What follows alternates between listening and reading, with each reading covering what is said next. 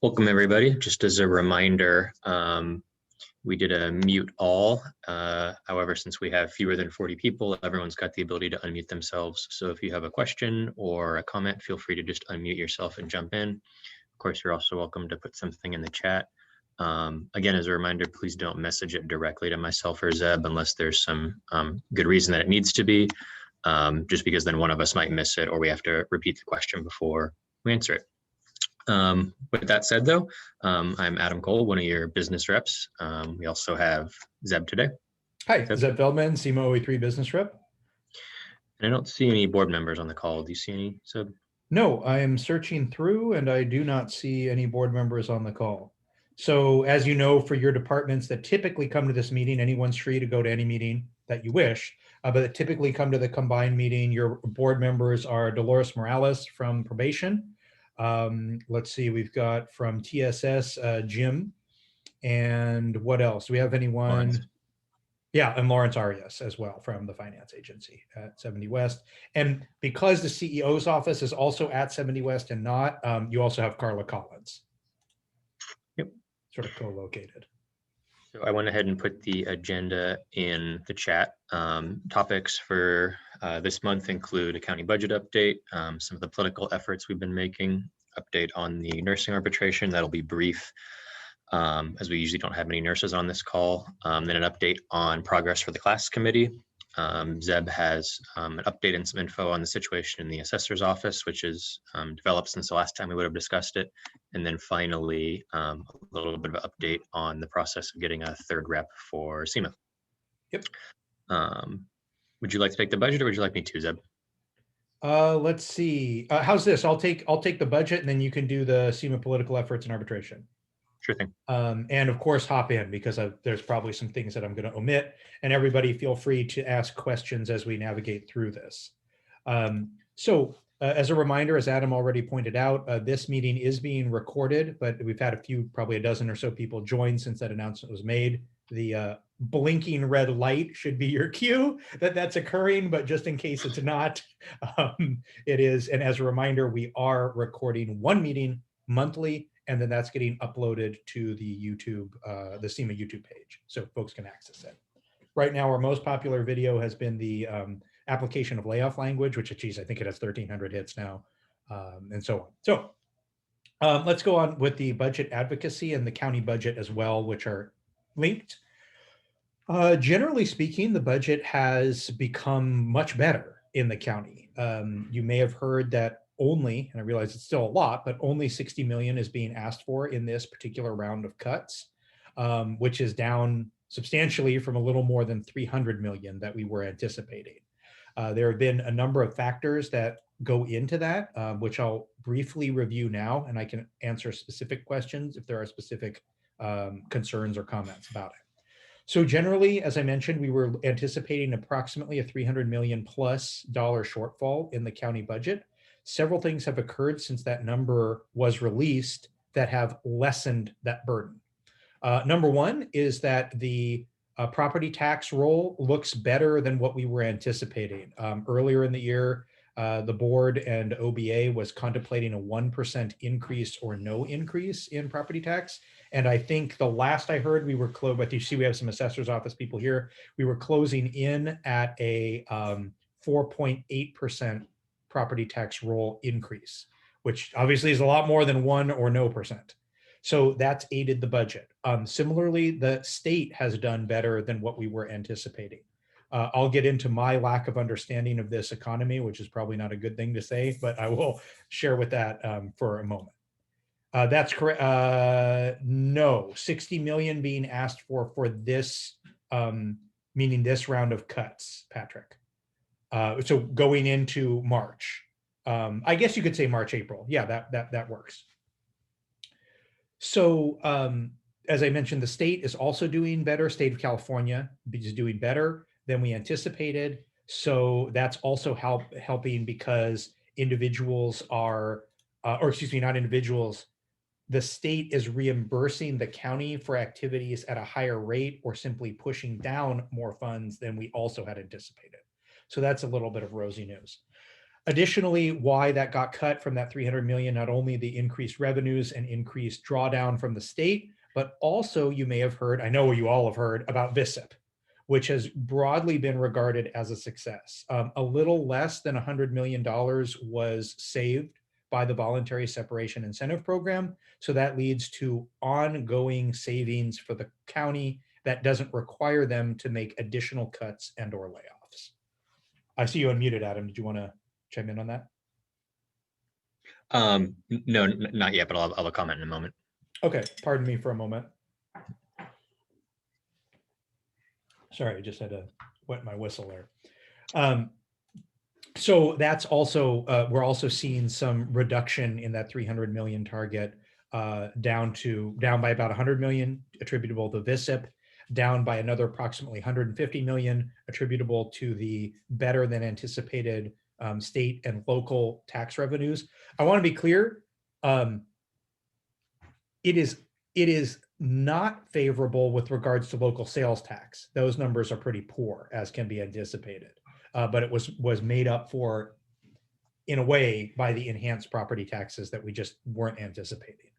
So that leads us with a much lower than anticipated shortfall of about 60 million, which is what the OBA and the CEO's office are asking the departments for. The departments have already given their estimated cuts as a result of that, and there should be no additional cuts to object one, meaning people, right? So we should not see any more people, funded positions, I should say, funded filled positions be cut. So we're not anticipating any of that in this particular budgetary cycle, which is welcome news.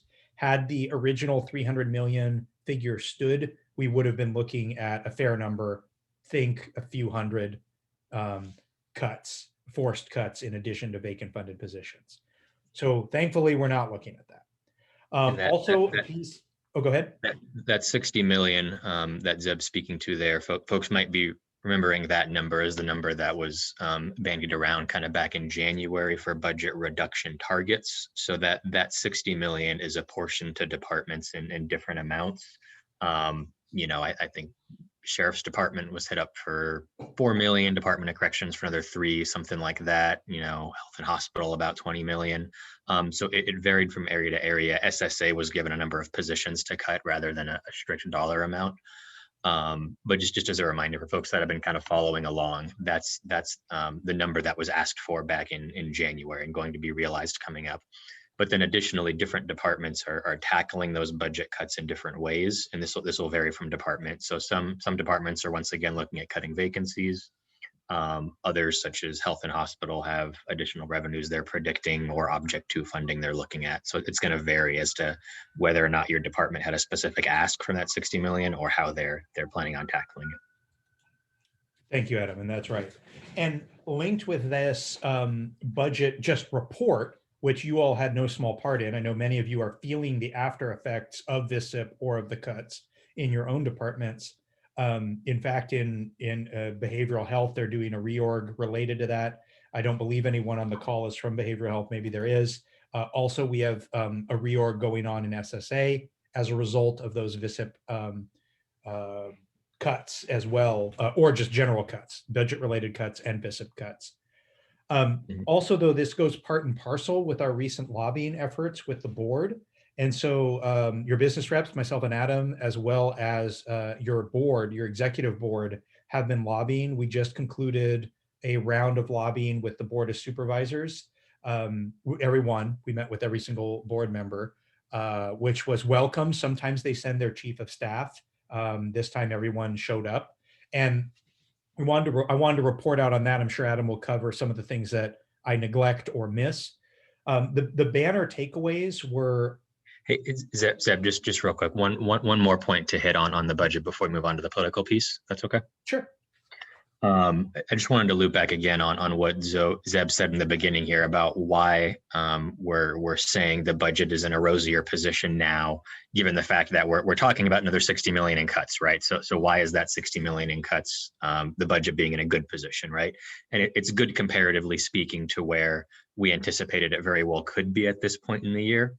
So those improvements to the property roll, the bad but not as bad as expected sales tax, more reimbursements from the state, the possibility of some aid coming down from this 300 billion part of the 1.9 trillion package, some of which will filter down to the county. What all that speaks to is from that initial 300 million structural deficit, after the VISIP and after the 60 million cuts, there's still about 120 million structural deficit that needs to be addressed this year. The county's saying that's going to be addressed through these other ways, through the fact that property rolls are better than expected, sales tax revenue, et cetera. So there was a possibility that there was going to be not just the 60 million in cuts, but another 120 million that needed to be taken out of departmental budgets before the end of this year to get rid of that structural deficit. And at least what we've heard from the county executive as of right now is that none of that is going to be asked for from departments. So the asks that came in January will likely be the last asks for this fiscal year, which is good, and means that it's unlikely we'll see layoffs this year. But we'll get a little bit more into that likely as we talk about the political steps. Thanks, Eb. Yeah, no, absolutely, and thanks for catching that. So also wanted to update you on the political piece that we've been advocating for. Last cycle, we authored a series of white papers for the impacted departments or areas where appropriate, right? There were some cases where we just, we didn't argue, for example, in SSA to keep unfunded positions or for that matter, vacant positions. But there were positions that we did advocate for, especially on this call, like the Assessors Office where we were unsuccessful, Intergovernmental Affairs where we were successful, and Integrated Pest Management, as well as a few select positions at TSS as well. So in our lobbying efforts, there were several goals. One was to advocate to the board that we can no longer, SEMA as a unit, can no longer do more with less. So that's something you've been hearing from some executive leaders, perhaps even from some board members. Oh, well, we'll make this cut here and we'll just have to do more with less. We're at a point where we have to do less with less, right? Whenever an employer faces cuts, there are 4 classic responses when you have a loss of staff hours. One is to add more staff. Well, you can't do that in this environment except very selectively, right? Because the employer just is running out of money, right? It doesn't have that money to spend. Okay, another reaction is to do more with less, optimize, make more efficiency.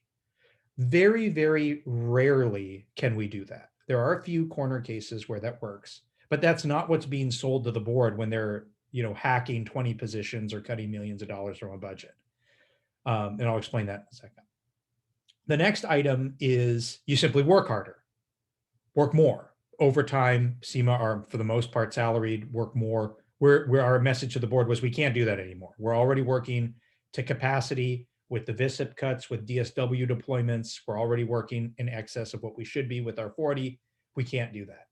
And then the last thing to do is identify service cuts or service diminishments that will happen. So the board heard loudly and clearly what our message was. We got favorable responses that they would do that. They would push for that, that they're open to our arguments where to cut elsewhere. And it also that they hear we can't work more. And that when they see these budget referrals from OBA or from the CEO's office saying, we're going to cut 20 positions and the work will be absorbed by remaining staff, that's a non-starter for us. That doesn't reflect the reality on the ground. And Adam had an excellent point about when, do you want to talk about that when those positions are added?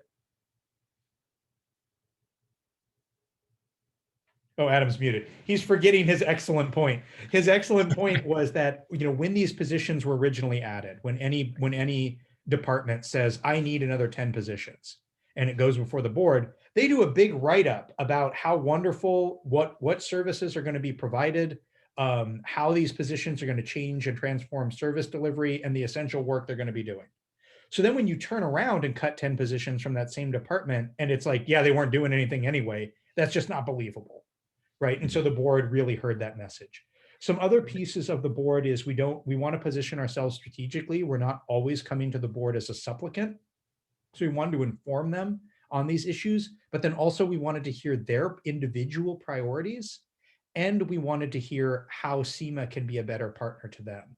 And I think we got some invaluable information at varying levels of candor, depending on what our relationship is with the different personalities, as to what, of course, their priorities are not secret, right? What their priorities are, but then how we can be a better partner. And we're tailoring a lot of our responses and future white papers to some of the very, I think, very relevant feedback that we got.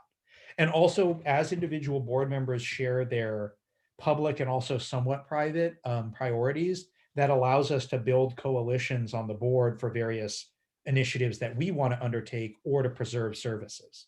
So that's important as well. If we hear that, 4 out of the 5 board members are very interested in reforms to ESA, we're going to remember that. If we hear that 3 of the 5 want budgetary reform or want to be clearer in how the budget process plays out, we also want to know that, right? If only 1 person or 2 people want to emphasize mental health, we're also hearing that, and then maybe we can pick up a 3rd somewhere. But those are all important gets that I think we walked away from the board lobbying session with, and that our board is digesting right now.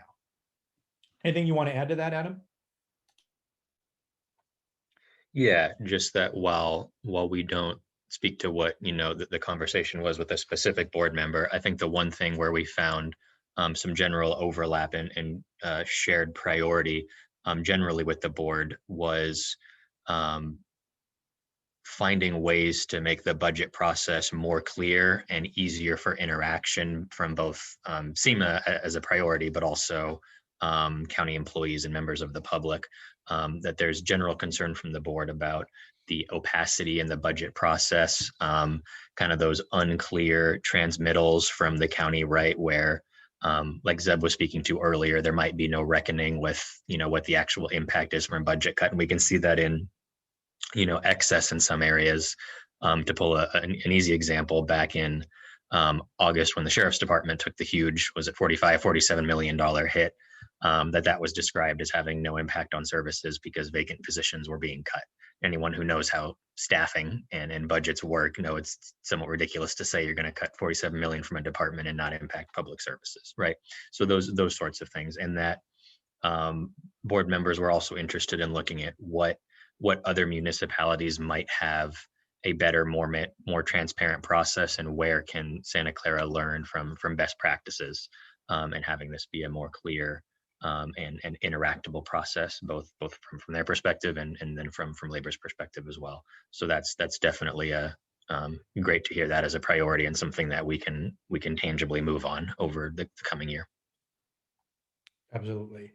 And something that I think is important for you all to know is, I think to a person, correct me if I'm wrong on this, Adam, to a person, every board member expressed they appreciate the credibility, professionalism, and competence of SEMA as it interfaces with the board. And I think that's really important because we're seen as credible. So now it continues to be our job to translate that reputation and credibility into real world benefits for you all. I think we did that with the contract. I don't think we did that. They'll state that we did do that with the contract. We got the best contract in the county, just in terms of economic outlay from the administration and from the board. And it landed at the perfect time, right? Just before we went into these budgetary woes. So I think that was a significant impact of the board translating, we want to reward this behavior as opposed to the behavior of some other units. So that really, I think, landed. And as we escalate issues because of the way in which we're doing it with research and white papers and alternatives and so forth, I think that we're getting an outsized impact for what our lobbying efforts. Okay, Adam, do you want to take on the SEMA political efforts? And if there are any questions about the budget, please either unmute yourself, but we'll give you a few moments to unmute yourself, or post it in chat and we'll respond. Yeah, so I think we hit most of what we'd want to hit there in relation to the budget. That's obviously the focus, and those lobbying efforts have been big. Maybe the one thing I would add would just be the new change in politics folks should be aware of course, is that we have Supervisor Otto Lee on the board now. So that's the change for this year, replacing Dave Cortese seat, who's moved on to the State House, right?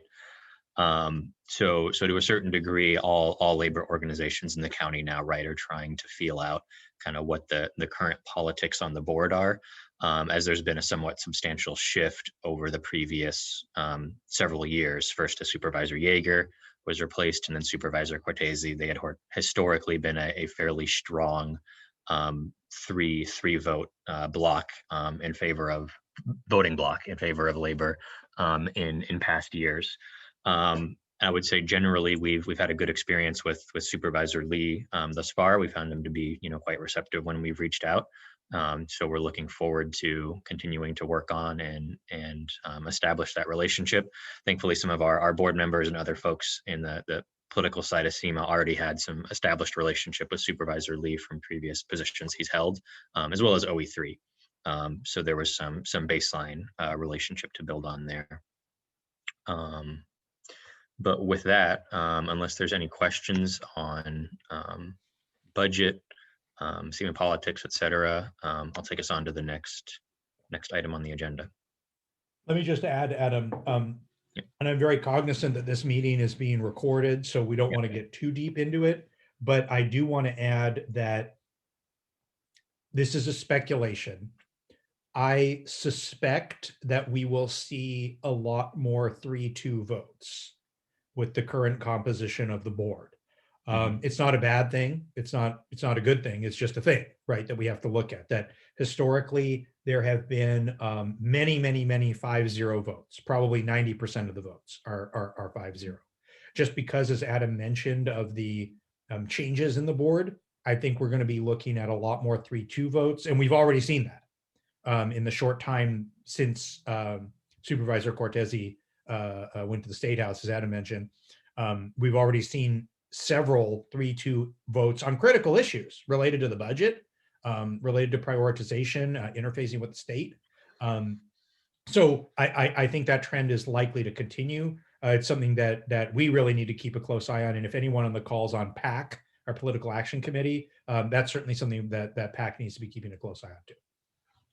And that those 3-2 votes aren't breaking down along any consistent line as well necessarily, which is relevant. And some board members in our conversation cited as what they felt like was an example of the board functioning well right now, right? That issues are being addressed as issues as opposed to just necessary political footballs, I guess you could say, right? Yep. Maybe one other point I'd like to hit briefly. I think we can speak in some general terms about it, even with the call recorded. Zeb mentioned previously kind of one of those priorities of SEMA and kind of feeling out where the priorities of the board are was with regards to some needed changes and reforms in ESA. Folks will recall we had a number of items going into negotiations last year that I think could fairly be characterized as trying to get language in the contract to work around issues or inefficiencies or non-functioning areas that we felt like existed within ESA. Think about like the class study process, for example, right? Was a good example. In a perfect world, that wouldn't be something that we were bargaining over. It would just be a process that worked okay, but that wasn't the case. So we were looking for some way to remedy that, right? And one thing that we heard from not just one board member was, I guess I would characterize it as folks on the board looking left and looking right and thinking to themselves, hey, I feel like I, as a supervisor, am quite labor friendly and that my colleagues are as well on the board, that this is a fairly labor friendly county. So given that we have a labor friendly board, why is it that there are so frequently labor issues here in the county, right? What's getting lost in translation here that there are frequently labor issues?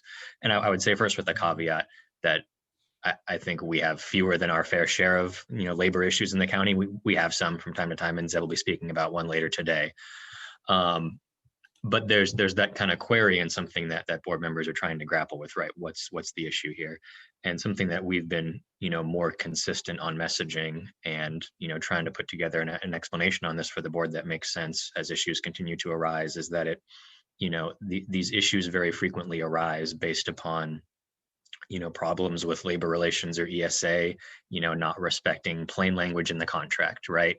Or respecting, basic union rights under MMBA, right? That these things then become, fracture points with the county. So we'll talk about one of those in a little bit, right? With the arbitration, where we feel it's somewhat entirely unreasonable that we had to end up at arbitration with this issue in the first place, given the plain language in the contract.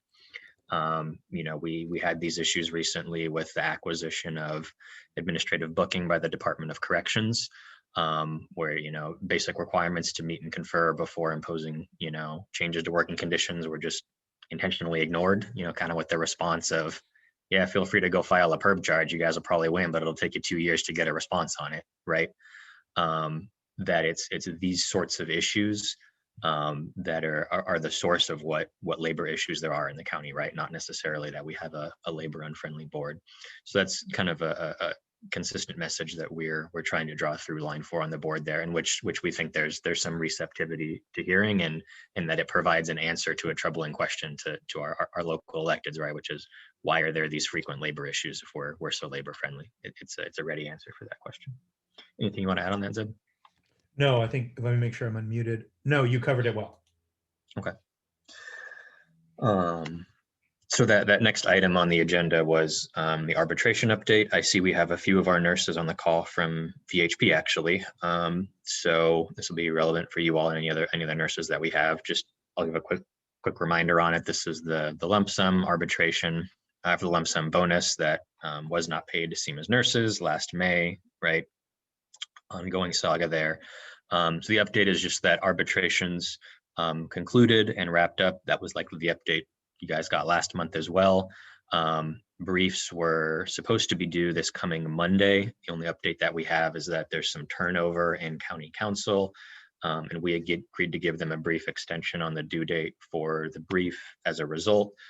Not something that's a direct benefit to us necessarily, but we have a reasonable person that has worked with us on this from county council, and I feel confident that if we had needed the extension for some reason, because we're down to 2 reps instead of 3, for example, that we would have gotten it from this individual.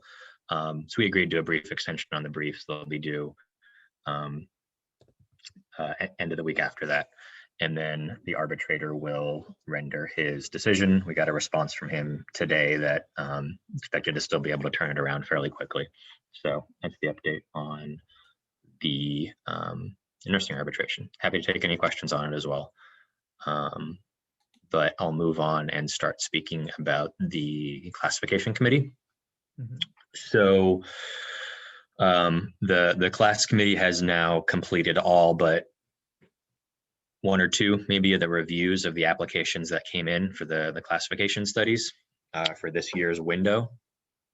And I think we'll have at least 30 strong class study applications going forward this year. We had a little more than 60 applications for consideration that were put in. And folks who put in should expect a response from the classification committee. It'll come from me. And what that response will say, likely come out beginning of next week, will be whether your application was approved for inclusion this year or not. If it was not approved, then you'll expect to get some feedback on why it wasn't able to be included this year. And the answer on that may be that it was a strong application, but we just didn't have the bandwidth for it. And if that's the case, then you'll be, strongly encouraged to put in your application again next year. Our direction and suggestion to the committee has been that folks who put in successive applications that were strong in previous years and weren't approved should be given priority in subsequent years. And if there was some deficiency with the application, then we will let you know what that was. And that's something that could maybe be remedied for a resubmittal next year, or possibly not. For example, I can think about, there's been kind of a range of potential issues with class studies. For example, I can think of a situation where folks were requesting a new classification, given that they had new duties, and there's some reasonableness to their point. They do have duties that are divergent from what their code describes. However, the duties that they've added do fit fairly well with a lower paid code in the county. So if we were to approve the class study, it's unlikely that, even though they might get a new code, it's unlikely it would realize an actual wage increase for them. And we're trying to prioritize studies that will have, some monetary benefit for the SEMA unit, right? So that could be an example of one. Or if there was, you've just not made the case that your duties fit a different classification. The committee reviewed and said, no, these duties fit, a senior management analyst job description just fine, then we'll share with you. That's our assessment. For folks who have been approved, ESA last week finished their web-based form for submission through them. The reason we had a different form that we asked folks to fill out to submit to us was because this web form that ESA was putting together wasn't finished until last week. So in future years, folks, there won't be this duplication of effort, right? But to have a chance for SEMA to review applications first, we just unfortunately had to use the previous form because the new one wasn't done yet. But if your application's approved, we'll respond to you. In some cases, we'll have advice and guidance from the committee on here's some things that we think you need to rephrase or improve for final submission and consideration with ESA. That will strengthen your application for the class study. In some cases, that may also be a suggestion to put in a slightly different ask than folks came to us with. And then by the end of this month, those approved applications will, need their final submission to ESA. The timeline from that point forward is that then our committee will meet with ESA. We will do a review of all the applications. And then the timeline will start for them to start working on completing them. There's again that 1 year turnaround time. So that's the timeline that we're expecting. For those folks who still have pending classification studies out there, this is something that we've continued to discuss with HR, ESA. Previously, before Sheree's unfortunate passing, there was some hope that we be able to get a majority of the class studies that are still pending finished up before the new system went in place. And that was during bargaining, that was somewhat the intent of why we gave them an extra year before we started this new process, right? So we concluded bargaining around this time last year. But we waited until this year, right, to have this 30 class study bandwidth 1 year turnaround time. And the intent behind that was, well, we have 60 pending class studies at the time, something like that. Some of them are admin spec revisions, which are, minor, but, some substantial number of pending class studies. And we'll give you this year to knock those out. Obviously COVID was, a lot of work for everyone on the rapid hiring as well, but there's still a substantial number of class studies left. ESA's, response to us is they've said, they're expecting to have them all done this year. We don't have any language to enforce that if they're not. We've offered to meet with them to do some either priority setting or do a review and say, hey, these folks took VISUP or have since retired, so the position's empty.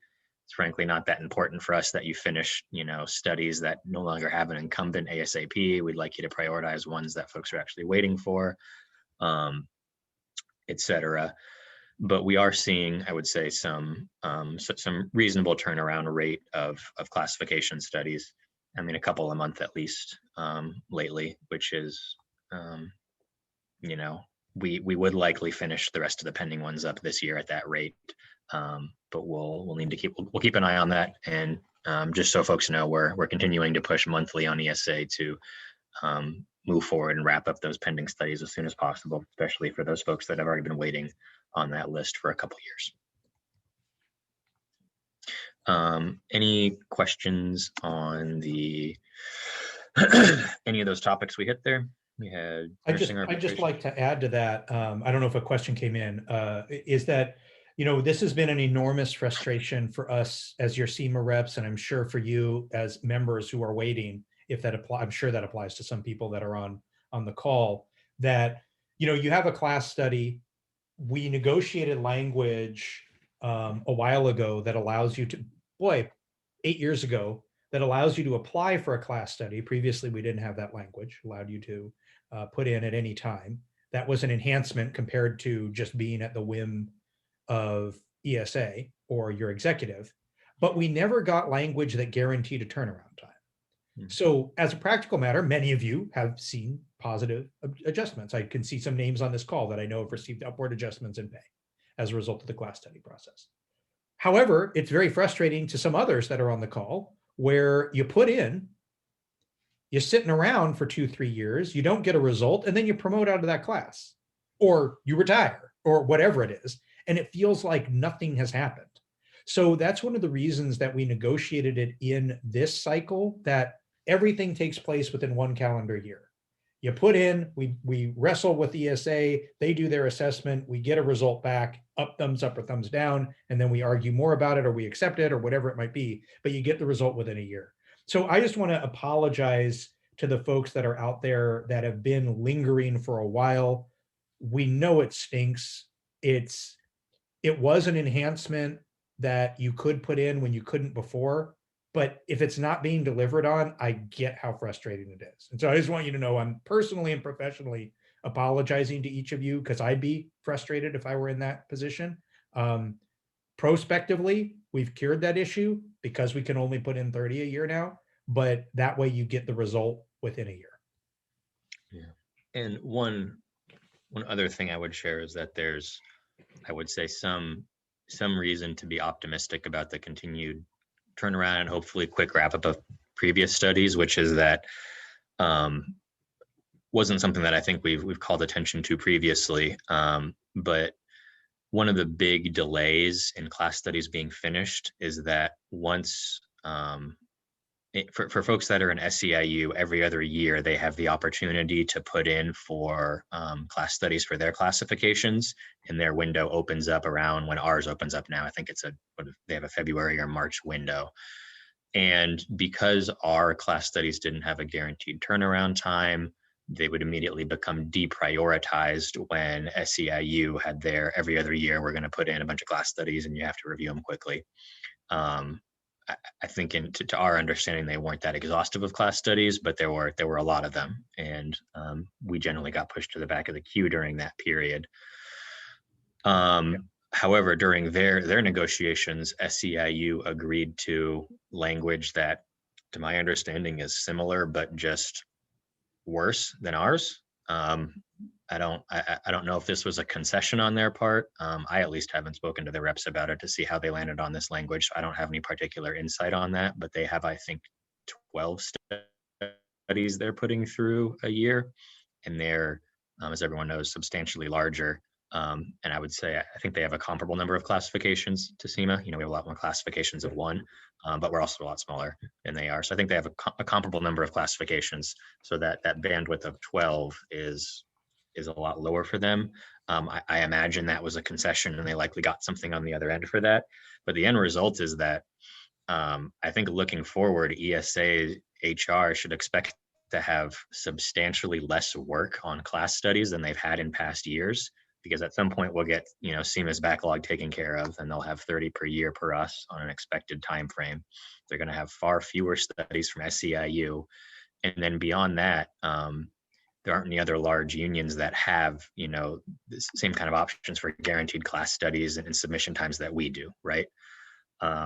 So I think we'll be interested to see what HR does with their newfound bandwidth beyond turning these things around in a reasonable time frame. But it's the good part on that for us is that there's reason to expect that we will actually get these turned around, the currently pending ones pending around in a reasonable time frame, because HR got a significant reduction in their workload from SEIU's contract settling, and then at least prospectively one from ours as well once our backlog's taken care of. Yep. Okay. Next item we had on there was the assessor's office development. Do you want to tackle that, Seb? Yeah, sure thing. So I can't cover too in detail what's going on here. I see there are some folks on the call from the assessor's office. Here's what I want to highlight. Whenever there's a situation where we believe, we meaning the union or members, believe that something inappropriate is taking place, whether it's a retaliatory action, a discriminatory action, something that's designed to disincentivize or to punish a particular person, we want to fight against it. Oftentimes, these things are really hard to prove, right? Because, you know, who gets a particular desirable assignment can very easily be a judgment call on behalf of administration or the boss, right? Who gets overtime or whatever it might be, on-call pay, since we're for the most part ineligible for overtime. Plum committee assignments, whatever it might be, opportunities for advancement or to attend the big conference or whatever. So in this circumstance, at the assessor's office, sometimes things come up that are just so glaring that you feel you have a really good case to make. And that's when I feel we're obligated as unions, because this is what unions do, to push back. And I think that circumstance is presenting itself right now in the assessor's office. And so we're diligently documenting the violations. We are outlining it for labor relations and the electeds, including the assessor himself. And we want to make sure that this does not persist. We'll do everything we can. As I mentioned previously, while we lobbied the board successfully to avoid cuts in other areas, we failed in a 3-2 vote in the assessor's office. So although we lobbied, we educated and so forth, we lost that action to the Board of Supervisors, as did SEIU, that was also lobbying on the same issue. So in this circumstance, I want to make sure that our members there are protected to the best case and that their remedy is achieved. But I also want to let everyone else that's tuned in know that if there is particular retaliation or targeting or whatever it might be going on at your office, let Adam and I know, or I, whoever's the rep is, and we'll assemble the relevant information and be candid with you about whether it's a great case, a medium case, or a poor case. And then, you know, then we can proceed from there. In this circumstance, I think it's a very good case. I think there's a long history in this department of using power and fear as well as reward to motivate people. And really that doesn't really describe too much about how the county is supposed to be, right? The county prides itself at being much more reward oriented. I'm sure some of you have experienced that power and fear issue, but when it's this naked, it's something that we need to push back on. So hopefully I haven't talked around circles on that too much, but we are proceeding as the situation develops and things become more public, either because we go to the board or because we have a resolution, then we'll certainly be in a position to share a lot more. And I know there's some people on the assessor's office, so without just, you know, that are on the call, without just blowing the lid off everything, if you want to share some items, you're welcome to. But in the meantime, I think we can move on. I'll pause for a second in case someone wants to share that. Okay, I'm not seeing any comments here. So third rep, you want me to do that, or do you want to do that one? I can tackle it real quick. Okay. So folks heard updates about this from us a number of months ago, right? God, I can't remember. Did Rebecca leave and a little way back in September, October? Sounds right. Yeah, so it's been a little while since Rebecca moved on, who, by the way, has been elected to the Gilroy City Council. So congratulations to her.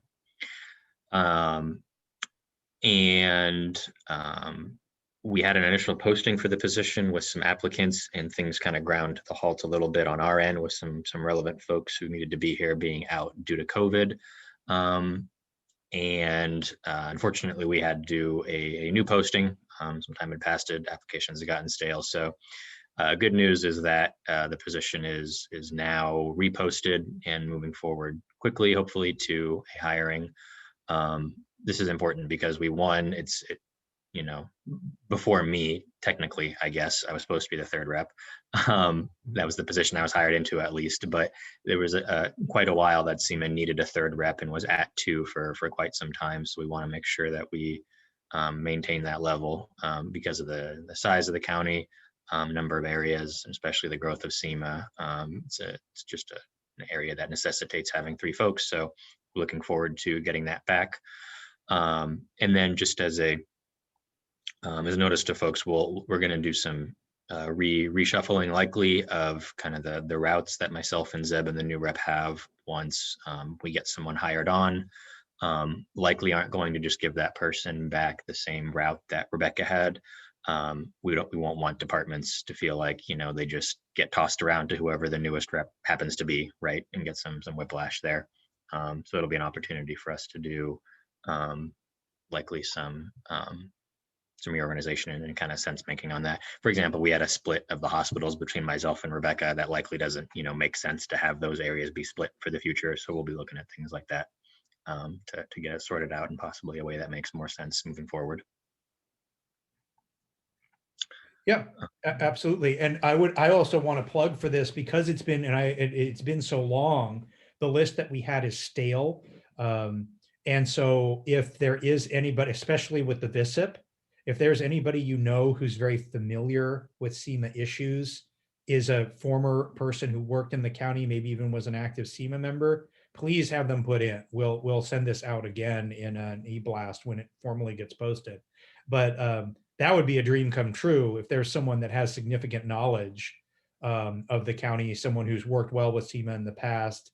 That would be great because then they know the county politics, they know broadly how the merit system rules work, they know what the departments are and all the acronyms and everything, and lets them hit the ground running a little bit more.